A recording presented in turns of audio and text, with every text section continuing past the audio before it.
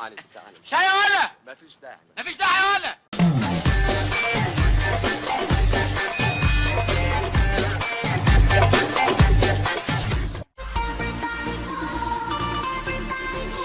خسارتك والله يا ابني مصر خسرتني، وحياة النعمة دي مصر خسراني في التدريب وفي الكورة. شوف مين اللي بيتكلم.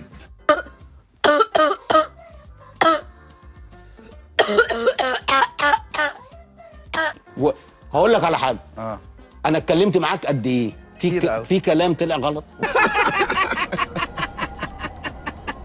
هات لي مرة قلت لك على حاجة مهيب وطلعت غلط. حقيقي؟ يبقى هما اللي ما بيفهموش، أنا مالي. ولا حاجة طلعت صح، ولا حاجة طلعت صح. ايه الاسلوب ده؟ ليه كده؟ احنا ضيوف عندكم. ولا حتى حد بيسمع منك أي كلمة بتقولها. في حاجة ولا ايه؟ تمام؟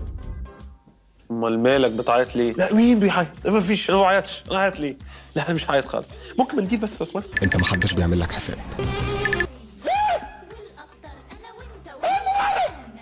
مفيش أي قوة في الأرض تقدر تمنعني من انتحار. مفيش أي قوة تمنعني من إن أنا أنتحر. أنتحر يعني هنتحر. هنتحر يعني هنتحر. يعني محدش بينفذ أي كلمة بتقولها عشان مش فاهمين اللي أنا بقوله.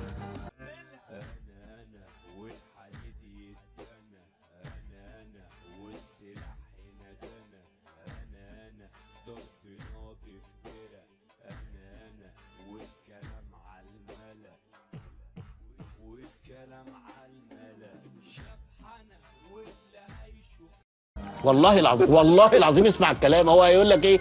اصل بيطلع يضحك الناس.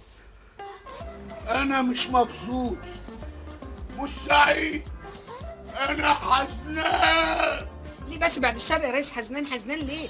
ضحكني يا قصير. نعم. احكي لي نكات. فكان يقف كل يوم يقول له عم ابراهيم يا بقال، فعم ابراهيم يقول له نعم يا استاذ هاني، يقول له عندك سكر؟ يقول له اه، يقول له ربنا يشفيك. الاساس بيستفزه يعني. العلبة دي فيها ايه؟ معرفش. لا تعرف. بقول لك تعرف. اتكلم. العلبة دي فيها ايه؟ هو انا بنجم؟ العلبة دي فيها فيل. فيل؟ فيل ازاي؟ بقول لك فيل. فيها ايه؟ قدامي لك داهية وانت شبه البطريق. حركة منك هفجر الخزنة دي كلها في ودانك وفي الحتة المدلدلة دي بالذات.